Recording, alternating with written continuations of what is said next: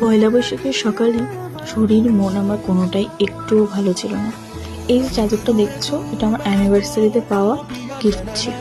চাদরটা আমার একই চাদর, দুরকম হয়ে গেছে, কিন্তু খুব সুন্দর ছিল কালারটা।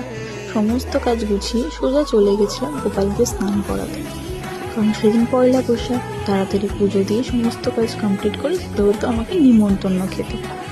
যাই হোক, নিজেও পরিষ্কার করেছি, গোপালকেও সুন্দর করে পরিষ্কার করে দিয়েছি। এই যে ফুলগুলো দেখতে পাচ্ছ, এই ফুলগুলো হচ্ছে আমাদের বাড়ির পাশে বাগানের ফুল। সকাল হলে নানা রকমের ফুল ফোটে, সাদা জবা, লাল জবা, খুব সুন্দর এই ফুলগুলো।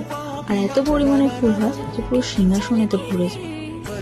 বিয়ের পর থেকে এই পুজো দেওয়া, সংসারের নানান কাজের দায়িত্ব ধীরে ধীরে আমার উপরেই আসতে শুরু করেছে।